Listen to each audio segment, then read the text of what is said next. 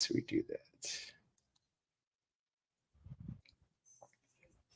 Okay, we are live, ladies and gentlemen. We would like to thank you for joining myself, Kareem, and co-host David for another Microsoft Unboxed podcast. This is number 7 of the ongoing series, and we will be discussing a lot today. But again, hopefully we can trim this down, keep you guys hopefully within an hour, and get you on about your way with new information about Microsoft for the week. One of the topics we'll be discussing is Microsoft Mesh finally coming out of preview and joining Meta in the metaverse. We'll also be talking about new Xbox consoles and controllers in 2024. It might be right around the corner, actually. And then we get into some depressing section of the news, which kind of goes about Microsoft's big axing of 1,900 gaming jobs from various divisions, mostly from Activision Blizard, the new acquisition that they had. And then we'll be talking about Microsoft looking into a contingency plan for ChatGPT and its Copilot platforms. We'll be getting into why they might be thinking about this contingency plan, and it has to do with the FTC. Then we'll be talking about Microsoft becoming the second only company to have reached $3 trillion in lieu of all these firings. We'll kind of do a juxtaposition on those two things. Then we'll kind of round out with Apple having to relent on allowing streaming apps within the within their app store, and they aren't going without a fight. So, with that being said, do you want to kind of talk about Microsoft and its Microsoft Mesh platform? Well, Mesh, I think right now is a little. I think people are kind of wondering what it is. And basically, this week, Microsoft Mesh came out of preview, and it is bringing Mesh to, or bringing Teams Mesh to Meta Quest, which is the VR headset, the consumer version VR headset. So, long story short, for those that are interested in this type of interaction, what you can do is you can make avatars to represent your meeting. You can kind of set up like a meeting room. If you've ever done a whole lot with avatars on Xbox, that's probably a good way to look at it. I know there's some online games out there where people live life as an avatar and stuff like that. So, just to give you some kind of reference point, you can really make what is like a meeting like Kareem and I here are having, for example, kind of come to life and kind of, your avatar sits down at a table, maybe with the rest of your coworkers. And I know I'm struggling a little bit here because I have a hard time getting into that mentally, getting into that avatar world and separating it from reality, if you will. So for now, that has come in short form. That has come to Quest. You can now set up your team's avatars and have meetings in the VR headset if that's of interest to you. I've not done it yet. I do have a Quest over here to my left. I may try to set up a meeting this weekend just to test it to see what it's like. Personally, I think we might be a little past that type of meeting. Maybe this was the type of thing that we did during the COVID downtime. But for those that want it, it is available.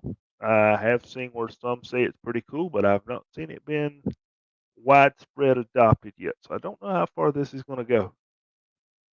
Yeah, it's interesting because this was dropped like a bad habit within Microsoft. It Yeah. feels like, at least within Microsoft press releases and announcements. This was a gung ho project back in 2022, I want to say, right when Meta or Facebook became Meta, and Microsoft wanted to say, "Hey, we're offering something similar." It looks like they are going to now probably defer most of their development to work coincide with, I guess, Facebook and Meta's ambitions and focus more themselves on AI, less about Office metaverses or whatnot.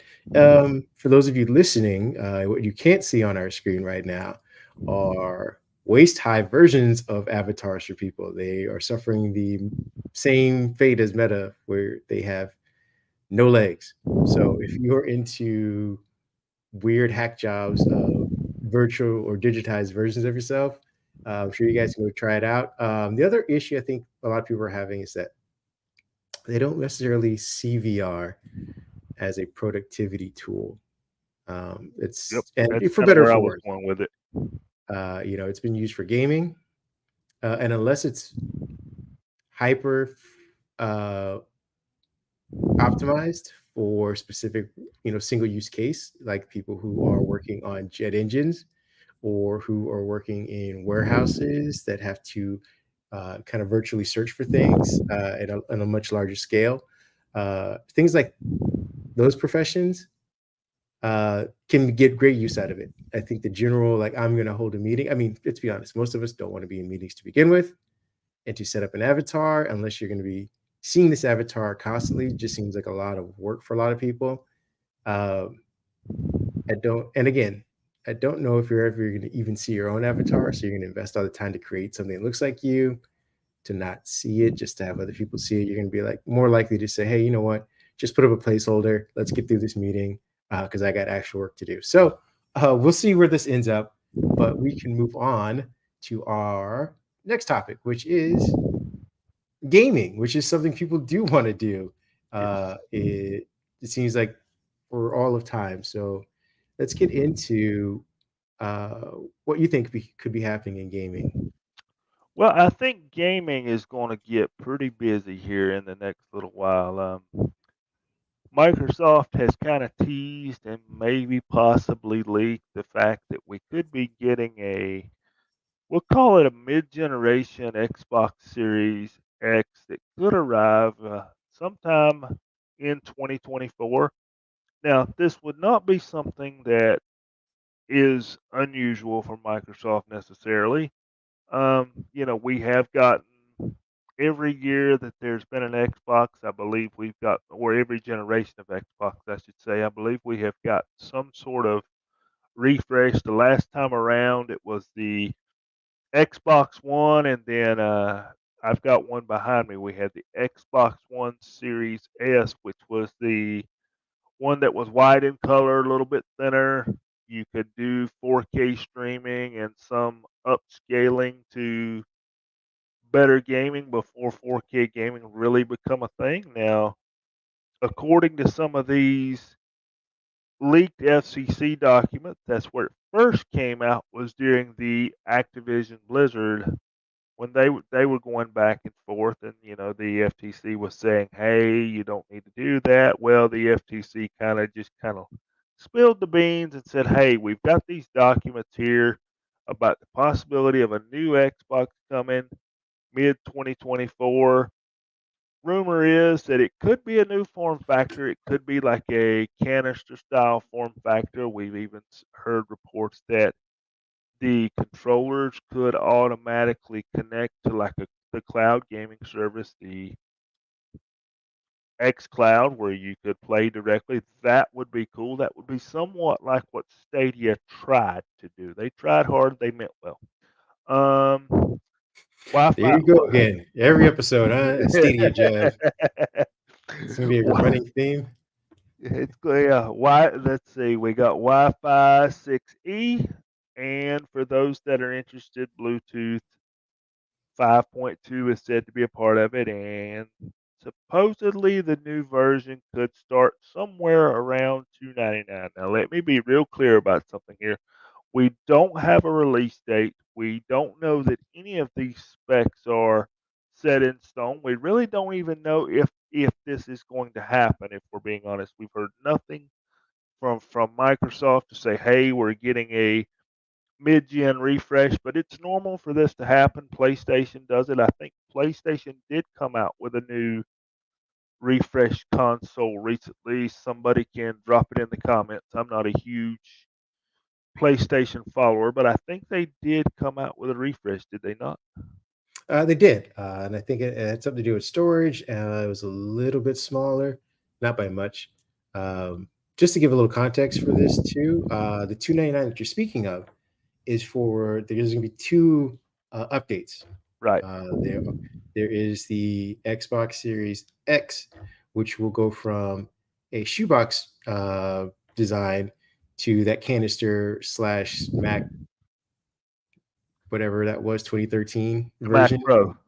the Mac Pro 2013 version. So the cylindrical idea. Now, again, these, as you cautiously said, these are leaked decks and slides that were obtained, that were passing through the SEC as part of the FTC trial.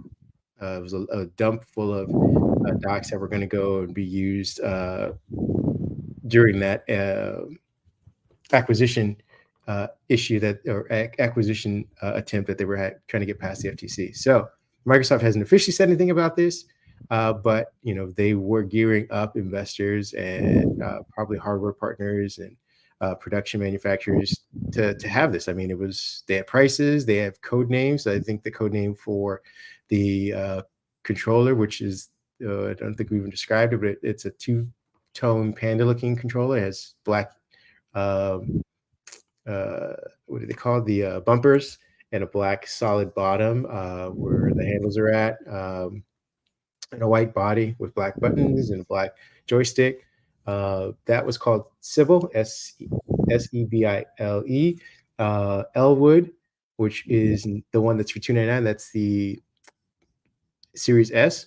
That doesn't change very much, actually. What that does is get updated technology, the same sort of technologies that the Series X will get alongside its refresh design. Like you said, it will be getting Wi-Fi 6E, Bluetooth 5.2, and they will also be coming with increases in storage for both of those. And I believe that they'll be having some battery optimizations and to also reduce uh, the emissions when you aren't using the console as well. And to your point, these are presumably going to happen around, um, like I think Microsoft is set to probably announce it in the end of May, beginning of June, where they will also show off the new controller. And this is kind of set to coincide with their, I believe they have an event. I think it's like the Xbox gaming showcase thing that they do. I think they start off in June and they might have another one in September. With that being said, September is also the timeframe that Microsoft, in their own docs, has slated for the Elwood launch, 1 terabyte for $299, and then at the beginning or the end of October, beginning of November, the Brooklyn one, which is the Series X update with the new design, with the 2 terabyte storage capacity at $499. Again, all speculative until Microsoft makes this official. But I mean, our friends over at Windows Central is very certain about this. Other publications have also been kind of hinting at this. I believe Brad Sams mentioned in his most recent podcast that he's also hearing about stuff like this as well. So, in all likelihood, we could see that refresh. And I think, just to put a button on it, I think that's something that the Xbox needs right now. I know most we've been talking about games and for, first person titles, etc. But I look at my own Xbox that is sitting right over here to my left. The one thing that is lacking is storage. Oh yeah.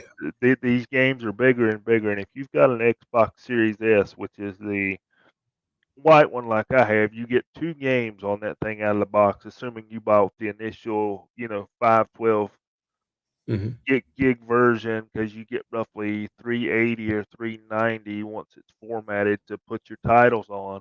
So back at Christmas time when the expansion cards went on sale, I picked up an expansion card. Now you figure out the expansion card is 150. You paid 299 for the console. That's 450. So guess what? You're right up there against the Series X that comes with 1 terabyte. You're right up against that threshold. So if we're gonna keep putting out these awesome titles, we really got to kick up the storage. Now, Wi-Fi 6E is, that's hot off the presses. Not a lot of people are having the 6E routers yet. You may not see that benefit right away. Bluetooth 5.2, that allows the OEMs to improve the headsets and the connectivity of some devices. But I think the big thing everybody needs is some more storage out of the box. Yeah, I couldn't have agreed more with you on that one. We're gonna shift gears a little bit. We're gonna downshift into some tough news. If you don't want to have to deal with this, or hear about this, or realize this, you might want to skip ahead maybe 10 or 15 minutes. But we're going into Microsoft announcing the layoffs of 1,900 employees in their gaming divisions, most of them coming from the recently acquired Activision Blizzard acquisition. It's an unfortunate thing. I believe Phil Spencer had an internal memo that was picked up from The Verge, and then Verge kind of reported on it. Uh, Mike Ybarra, who eventually leaves the company the same day, also acknowledges that. We'll talk about that kind of flying under the radar as well. But for those of you who have friends who are in the industry, who are people who just are fans of people in the industry who like gaming, here's some of the details. As of the Verge reporting, and we report on this as well, Microsoft is intending to cut about 8% of their 2,200 employee Microsoft gaming workforce. That includes the 1,900 positions from its recently acquired Activision Blizzard publishing arm, as well as ZeniMax and its Xbox team. So they're not all from Activision Blizzard, but a big heaping of them are, and that partly due to what I believe Phil Spencer refers to as redundancies and overlap. Today, we've set priorities. This is his part of his memo. We've set priorities, identified areas of overlap, and ensured that we will all align on the best opportunities for growth. As part of the process, we have made this painful decision to reduce the size of our gaming workforce by approximately 1,900 roles out of 2,200 people on our team. The gaming leadership team and I are committed to navigating this process as thoughtfully as possible. The people who are directly impacted by these reductions have all played an important part in the success of Activision Blizzard, ZeniMax, and the Xbox teams, and they should be proud of everything they've accomplished. Great words, but the reality is, again, these are people who are out of jobs as of whenever they're done, letting go of people and the severances or whatnot. It's not clear how much Microsoft will save from these layoffs because, again, as we mentioned at the top, they are $3 trillion company. It isn't like they are necessarily hurting for money. And again, I understand the difference between evaluation and money on hand, but they do have a lot of money on hand. But this is a cost saving measure for something that they just spent about close to $70 billion on. Like I said, it's unclear how much they'll save off from the layoffs, but the company has not disclosed the salaries or the benefits of the affected workers. However, and I looked into this a little bit myself, some of the analysts have estimated that Microsoft could save around $200 million per year in operating expenses by reducing the headcount by this much. So they I think plan to do things in 5 to 10 year increments as far as what they're going to be telling investors come next week. If the estimates are accurate, Microsoft could save around $1 billion over 5 years after these layoffs. And again, this is assuming that they don't do further cuts. Hope fingers crossed for anybody else who has a gaming job. But again, not everything's black and white. We don't know what the costs are for the severance packages, integrated expenses, or the potential revenue losses, because they are already announcing that I believe Blizzard had some kind of survival game that was supposed to be coming up soon. They've had to shelve that. So who knows what money was put into that will, not see any kind of return because of, what's going on with all of this. Uh, what are your thoughts before I move on to Mike Ybarra leaving uh, and that being kind of underreported? I'll keep it brief. I think anytime there's a company merger, unfortunately, there's job cuts. There's really no way around that because we don't know one. As you said, most of these are out on the Activision Blizzard side. How many of them are double? For example, a PR person on the Activision side, PR person on the Xbox Microsoft side. You don't need two. So we don't know what departments necessarily that these layoffs came from inside of Activision. Did we get rid of 1,000 developers? I doubt it. So we don't know how much of this is overlap. That's kind of the bad part of the whole thing. And anytime anybody's losing a job right now is a bad thing because, as we know, we all have families to feed and bills to pay. And there are folks out there that are going, well, look at this company that's valued at $3 trillion. What's 1,900 jobs to them, in the bank account? And I get that. I totally get that. I have sympathy for every person that has been impacted by any of these layoffs within the last, let's call it 18 months. I have sympathy for anybody that's impacted, but these companies are looking ways to operate, as they like to say, more efficiently, and they believe that they can do that with less employees. Now, some of you can say, well, in 6 months, they'll be hiring people again. You're right. If you notice, we go through cycles of this. It seems here lately, every 5 to 7 years, we let some people go. We let that settle down. We're now advertising for jobs again, build the workforce back up. Okay, then 5 to 7 years later, we're dropping people off again. So it's unfortunate, but it's just part of doing business these days. Yeah, I will add a couple counter arguments because I've seen them online, and I want to make sure that we're reporting, and when we discuss this, that we try and take as many views as possible, so that our listeners are as informed as possible going into this. There are arguments and valid ones that this is what would happen when everyone cheered on a big merger. Yeah, Had the company stayed separate, there'd be fewer cuts all at once, so to speak. Now, this again, this is an industry-wide thing. This has been going on since last year, probably probably years before that, but it's kind of come to a head starting last January.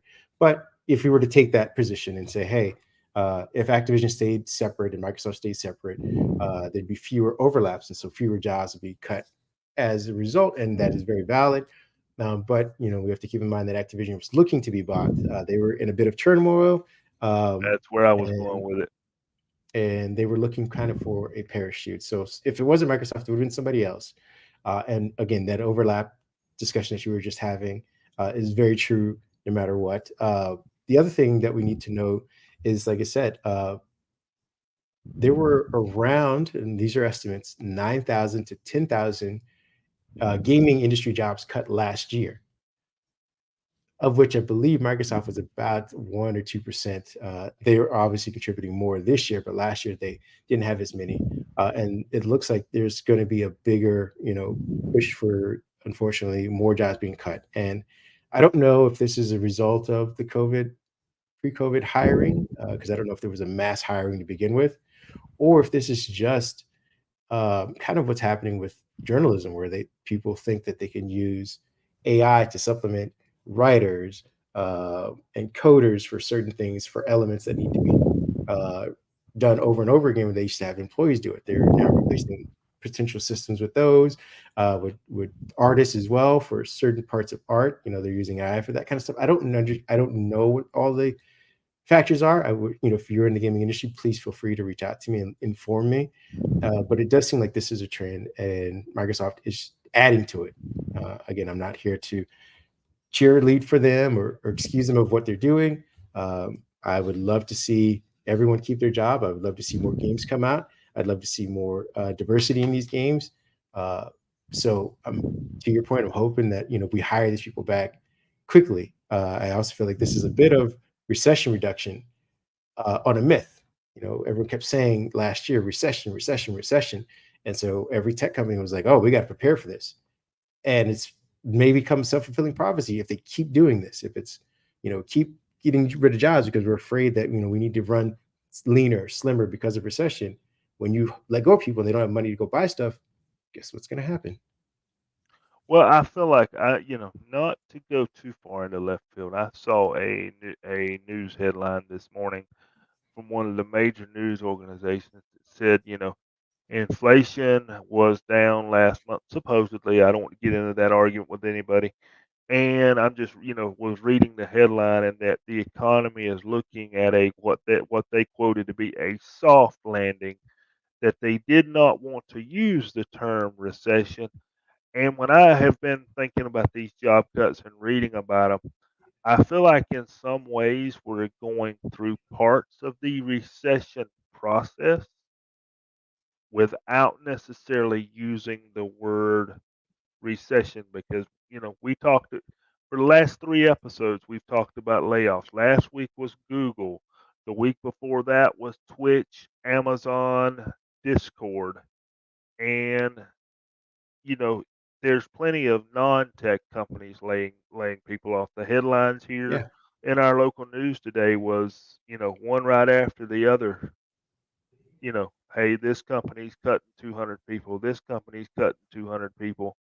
So I feel like this is what we're going through just as part of, the recession process, and it's unfortunate, but I also, as a gamer, I'm concerned about what we've got coming this year. I mean, we're about to be in February.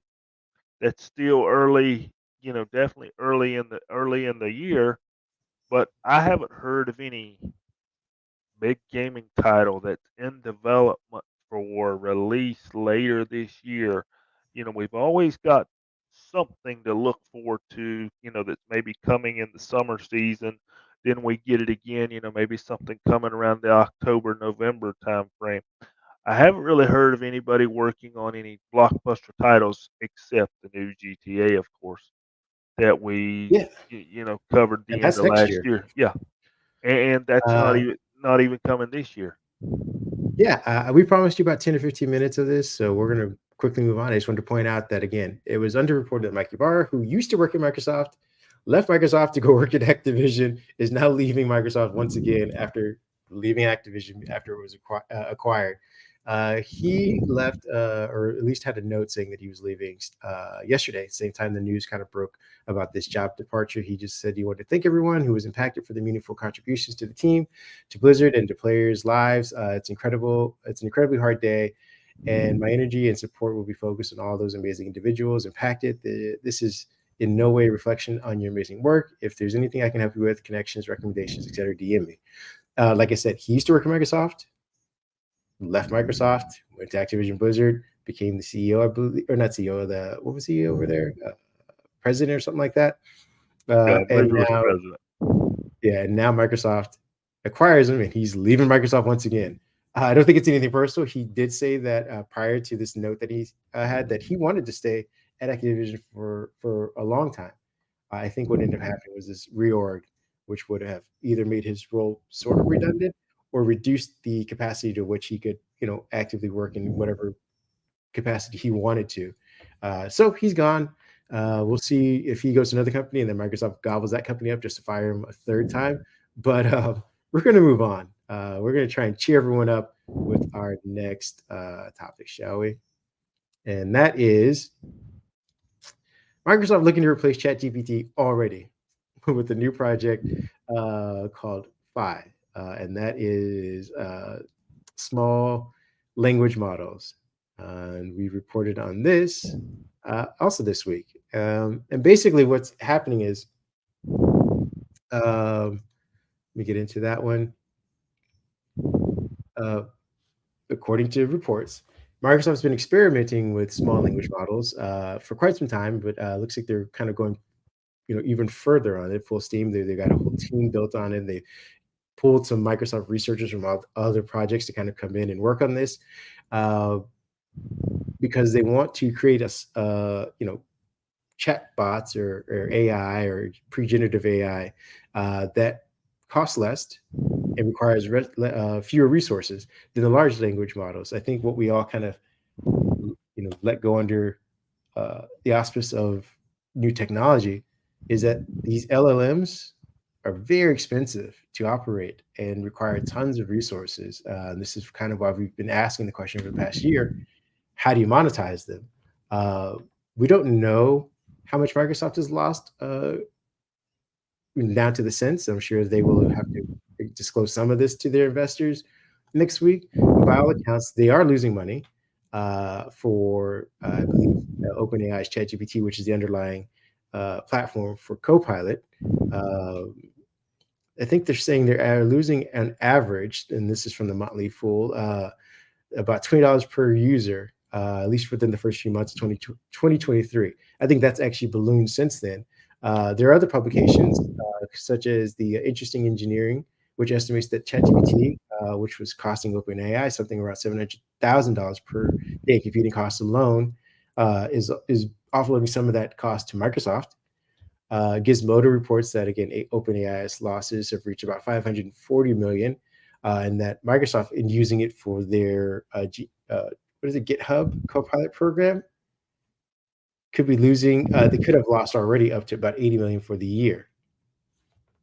And mind you, this is also in addition to their $10 billion investment in OpenAI. Uh, Again, what the difference is between small language models and large language models, aside from the cost, it's just the I guess, application of them. They become more specialized in what they do. Small language models are AI systems trained on large text data sets that enable capabilities like generative text, summarizing documents, translating between languages, and answering questions, but with notably smaller model sizes, typically ranging from a few million to a few billion parameters. Small language models are more efficient, customizable, and interoperable with large language models that usually use up to about hundreds or billions of trillions, hundreds, billions, or trillions of parameters. Now, Microsoft has been working on this thing called Phi, which is their own internal small language model, and they've actually been putting it in active products as of today. Some of those active products include Azure AI Studios, Microsoft Teams, and Microsoft Word. What are your thoughts on Microsoft kind of hedging their bets with ChatGPT? I think they've got to at this point. It kind of goes hand in hand with what you were talking about. And I have a hard time, and I hope I'm not the only one. I have a hard time talking about these language models and these AI models sometimes as if they're not human, because it's almost like you're talking about some sort of a human being at times. Because when you use AI, let's say for example, you're asking how to write code. In the current model, you may have to search through everything to get to what you're looking for. Think about it from, you walk in the grocery store, the fruit is in the back left hand corner, but they make you walk through everything else in the store to get to that fruit. That's where those smaller models come in at. The more focused models come in. So it takes less hardware to search the smaller model when somebody's looking something. So that fruit that's in the back of the store, you can get there a lot quicker if you've got just a language model that's based upon fruits and vegetables, and you don't have every other item in the store that you have to search through. And when you do that, you've got less hardware, you've got less cost, and then you're able to do more things on device as well. We're getting to where last week we saw the launch of the Samsung S24. We talked about it extensively and what the AI can do for that phone. And Samsung discussed a lot of that is done on device. So we're able to simplify these models. We're able to get direct language models out of them for the programmers out there. Maybe there's a programming language model for the creators out there. Maybe there's a creative language model. I think that's important to be able to get costs down, to be able to get these things affordable and allow other developers in company or third party to be able to develop something that suits them. They don't need all the other stuff where your insurance companies can do, just for insurance, your code developers just for code developers. I think that's very important. Yeah, there are a couple of factors that I want to touch upon real quick before we move on to our next topic that you kind of bring up. One, Microsoft is probably going to try and provide these things exclusively, probably for their enterprise suites, but they're also going to offer these as solutions for their partners. When their partners come to them saying, "Hey, I need this type of bot, or I need this type of pre-generative solution." I don't necessarily want, or Microsoft can offer them, "Hey, we can save you on a developer who you're tasking with this job." You're saying, "Hey, I need you to go create this bot for us because we're going to use it internally to do these things." Guess what? We already have one. We've already specialized in one. We don't just pull from our giant Copilot. We have this specialized one that will do warehouse inventory, or this specialized one that will do measurements and data processing for civil engineering and project code and writing contracts, things like that. We have all these specialized ones, and we'll bundle these with Azure, with Power BI, with all of our data lakes things, and you can have that bot as well for this charge. I think that's one of the things they want to do with it. The other thing is that we have to understand that Microsoft has a 10-year deal partnership with OpenAI, and at which point, again, this is 10 years, or once they pay off, I believe, whatever the investment was that Microsoft put into it, in order for Microsoft to obtain its majority share, so to speak. I think they have 51% or something like that, and then there's a group of other people who work together to get the other 49% of them for the for-profit section of OpenAI. After 10 years, that balance shifts, and Microsoft is no longer technically in control of what OpenAI kind of does, or they're not in control now. They work independently, so to speak, kind of like the Skype deal. But if it's as a majority shareholder, they can nudge OpenAI into things that they want to do, they're using them exclusively as a partner. After 10 years, though, OpenAI is free to go make another contract with somebody. Say Google's Gemini doesn't work to its extent, or Salesforce is saying, hey, we'll give you another $15 billion for another 10 years. Now that Microsoft is no longer your exclusive partner, and they go work with them and they start building them private versions of these new language models. Microsoft doesn't have control over that. So I think this is one, also hedging the bet on that. And it's going to get into the next story, which is the FTC is now looking into Microsoft's partnership with OpenAI. They're looking into AI applications in general. And I'm sure at some point in the back of their mind, they're watching Gemini be developed. And this is Google's internal thing. This is Google being able to shift gears quickly or slowly, whenever they want to, turn the faucet however they want to. And it's in their very, very own control. They can cater it and tailorize it and speed up. So, I think we just got to ChatGPT 4 for OpenAI.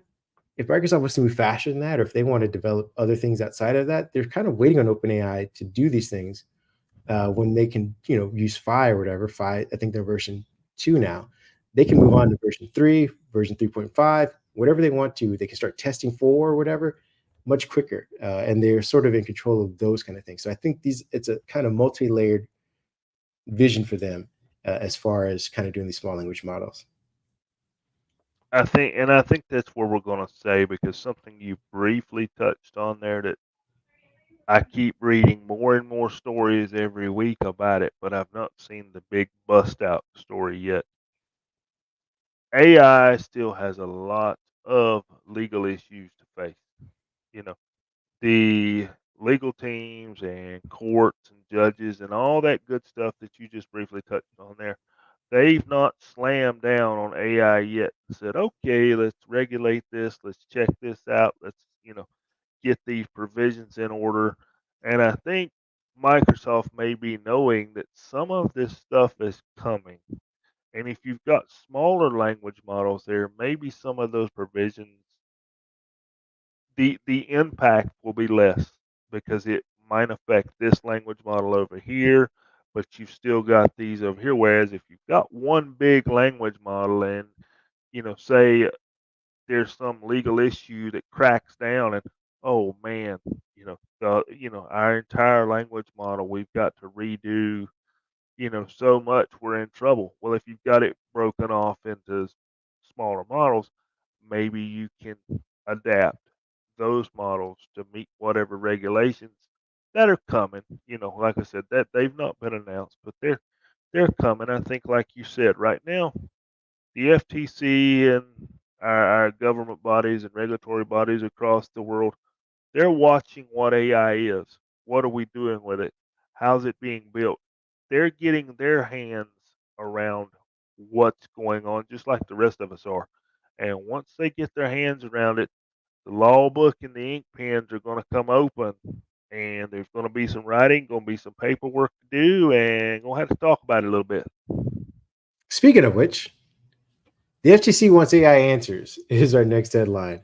And for those of you who aren't looking or watching the live feed, you can just hear there's a picture of Sam Altman on our screen because uh, he kind of epitomizes what we're talking about. But in Yeah. general, the FTC and Lena Khan, as their chair, is asking, I believe she's opening it up an investigation into Apple. I mean, not Apple, into Alphabet slash Google, Amazon, Anthropic, Microsoft, and OpenAI. All kind of uh, buzzing, brands around the AI initiative. Like I said, the U.S. and this was reported 2 days ago. The U.S. Federal Trade Commission has announced an investigation into Microsoft and OpenAI and other related partnerships between dominant cloud providers, and the AI companies that might otherwise threaten to replace them. And I believe Lena Khan kind of opened up the investigation by saying history shows that new technologies can create new markets and healthy competition. As companies race to develop and monetize AI, we must guard against tactics that foreclose this opportunity. Our study will shed light on whether investments and partnerships pursued by dominant companies risk distorting innovation and undermining fair competition. Um, as we said, that they're going to be looking into this.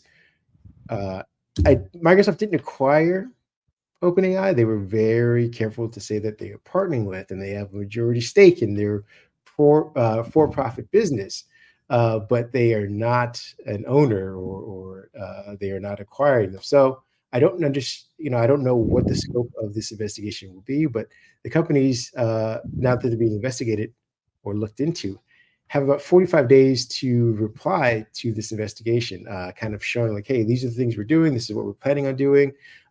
This is what we currently have done, and the FTC will make its determination on kind of where to go forward with as far as regulating these kind of things, understanding this, and what futures can be kind of guessed about or gleaned from this. We've already, and just to kind of bring it to some of the, I think, threats that people are potentially seeing, aside from just mergers and you know, overlap and redundancy and job loss and whatnot.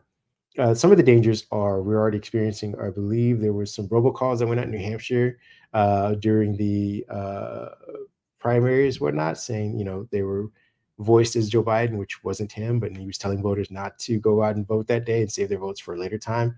That's AI deepfake, using his voice to kind of create that message that wasn't actually him. We had the Taylor Swift thing that happened this week or last weekend, where she was deepfaked on the internet in less than desirable ways. So I think she's about to sue, and that could also start to bring some kind of uh, regulation on imaging and AI in comparison. Microsoft and Amazon and Alphabet have invested several billion in this, so notably they're going to want to obviously stay on the right side of this and not get uh, fined for anything going forward. So they just have to kind of wait to see what the FTC says as far as what they will and will not allow going forward. What are your thoughts on this? I think this is where we start to get control of it. I mean, the Joe Biden thing, and that's my fear. Is AI has been amazing over the past 14, 15 months that we've kind of been able to use it, and it's almost improving by the week at this point. Things are getting better, the results are getting better, and we've always had a problem with bots on the internet. And I think most people are familiar with what a bot is, but this deep fake AI is a whole other ballgame because to me, you can't tell, use the wording here, what is fake and what is not. And we could go down all kinds of rabbit holes here of where things, businesses, people can get twisted up into this. Well, you know, Kareem said he was going to shoot ketchup on somebody's face. He didn't like what they said, so he called everybody and said, "Hey, if you don't do this, I'm gonna shoot ketchup on your face." Kareem says, "I didn't do it." You know, well, here's a recording that sounds just like Kareem saying he did. So now prove you didn't do that. Remember, folks, it's a digital world. It's not like we can go get fingerprints off of Kareem's phone, or necessarily did he even use a phone to make that recording. He could have used a computer to make that recording. He could have used any device. So this is where AI has a problem, and I think I'm not sure how we fix this problem. And that's where regulation's going to come in, and where limits on what AI is allowed to do. And our country is known for not moving very fast with these legal issues. I mean, just look at the Activision Blizzard deal and how long that took. But I feel like somebody better do something, because this AI train is moving at the speed of light. And if we keep inching around that corner, somebody's going to get in trouble. And I'm afraid it's going to be an innocent person or innocent group or somebody that's innocent in general, you know, and it could really mess somebody's life up. I'm a supporter of AI, use it every day. I enjoy it, but I also use it with care.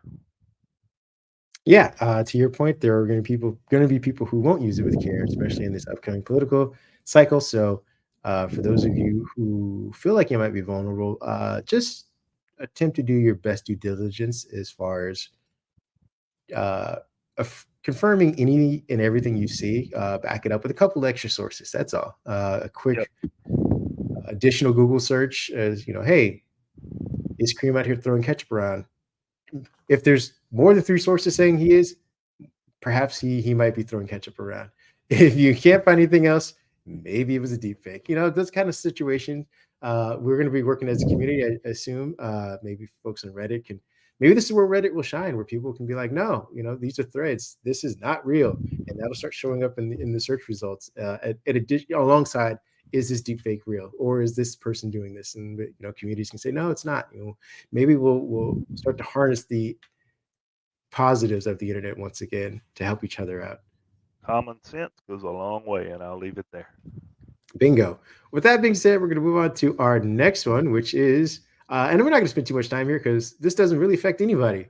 Um, Microsoft being the second company ever to reach $3 trillion evaluation. They Cha-ching! exactly. They are rolling in the money. Microsoft is the second only company in history to achieve the milestone. Apple hit its first time, the $3 trillion marker capped, I believe, January 2022. And 6 months later, it closed above $3 trillion for the first time.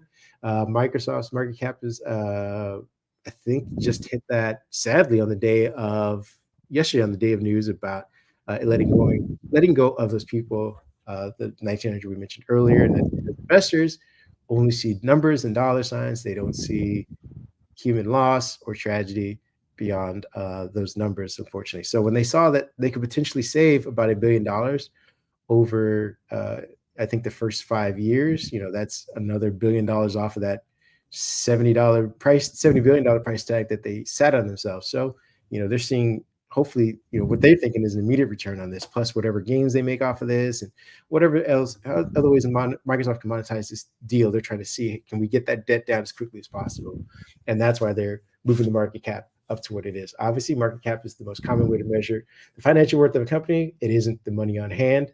It's measured by using a multiplying of stock price by the number of common shares outstanding.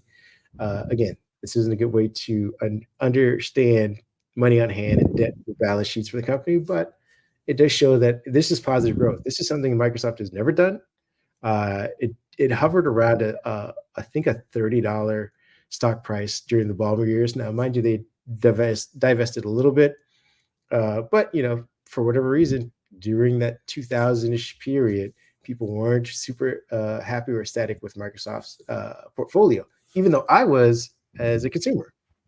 We got Windows Phone, we got the Surface Pros, we got Groove, we got Nokia phone. I mean, we got a bunch of stuff. We just Microsoft fumbled the bag on many of it. But investors are happy to see that Microsoft is investing in AI at the right time, that they moved to the cloud at the right time. So this is what they're being rewarded with. What are your thoughts? I think as you said, this really doesn't impact anybody, but I think as AI continues, not to go back to that, But I think that's where we've got to go as AI continues and these companies continue to explore AI and develop new things with AI. I feel like we're just scratching the surface of what we can develop. I think these $1 trillion valued companies are going to become a bigger list because a lot of these companies are going to invest in AI, and there's going to be some things out there that just totally blow your socks off that people are going to purchase into, people are going to invest into, and new businesses will be formed that are just completely and totally based on AI and AI alone. Now, they won't come out at $3 trillion day one necessarily, but I think this list of $1 trillion companies is not just going to be, as far as the tech industry is concerned, Apple and Microsoft, you know, throwing across the table, okay, we hit 3 trillion. When are you getting 3.5 trillion? I think there's going to be more people joining this rich table. You hear that, Microsoft and Apple? You ain't special. Moving Right. on to our last topic, which actually has to do with Apple. We're going to be talking about Apple having to relent on streaming apps. I know you had this kind of as a bit headline. I don't talk about much on it. Just what are your thoughts and why'd you bring this to the table for us to talk Well, about? the reason I brought it to the table is one, everybody remember, well, I won't say everybody, that's kind of a broad statement, but most gamers and tech enthusiasts remember that we had to let go of Fortnite in the Apple Store. So, there was the lawsuits and arguments there between Epic Games and Apple, and Fortnite went away for a while, and they did some talking in front of the judge.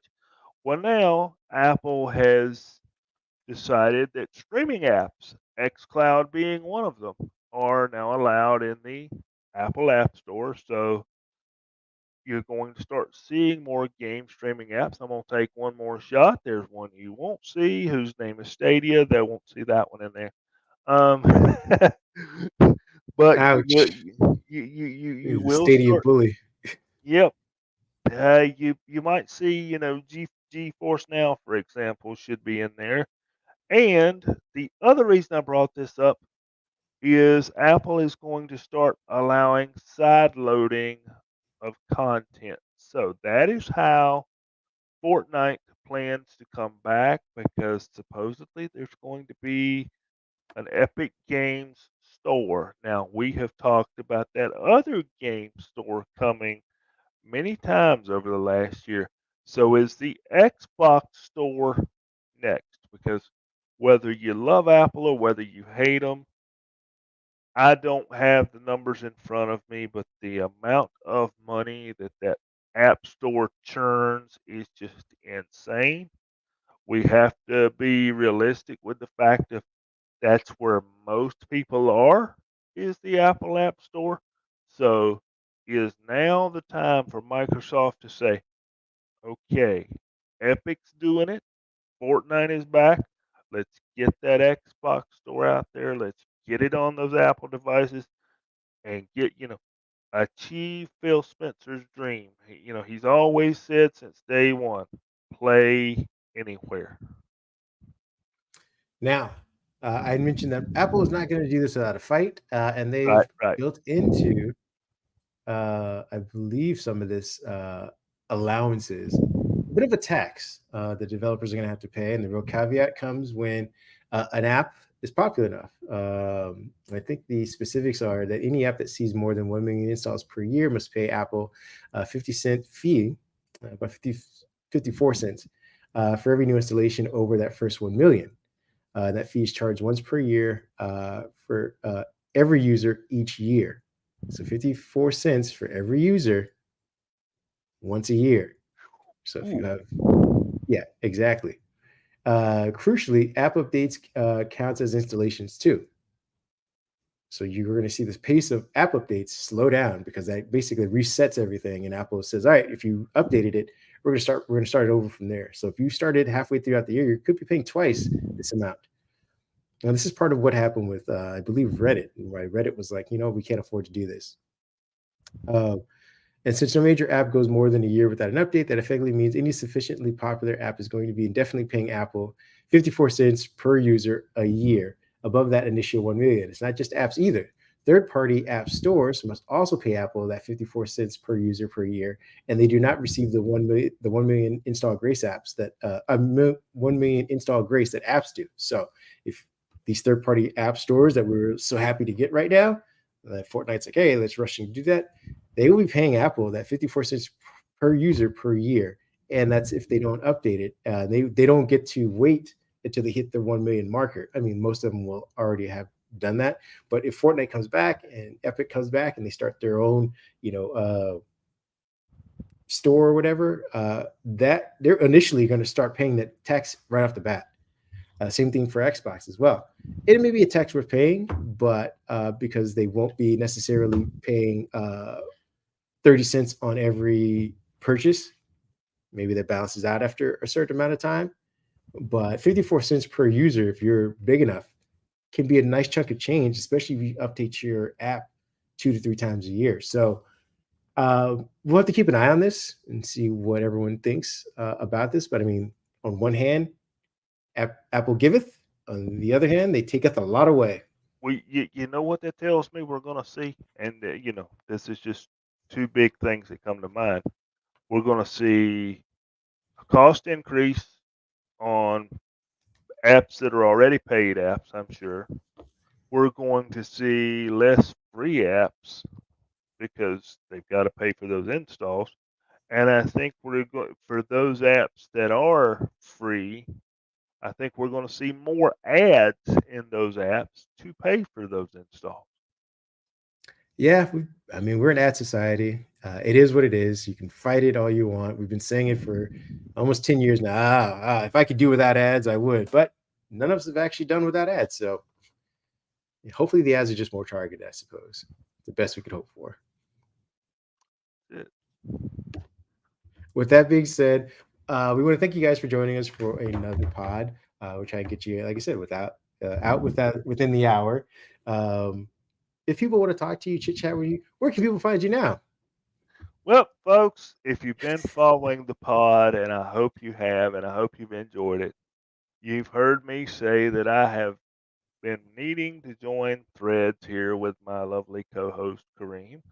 And I am now on Threads. You can find me at the same handle you can on X, Twitter, DavidPAJ1978. So jump over there to Threads, help me get my thread started, and say hello, hang out, ask questions, shoot the breeze.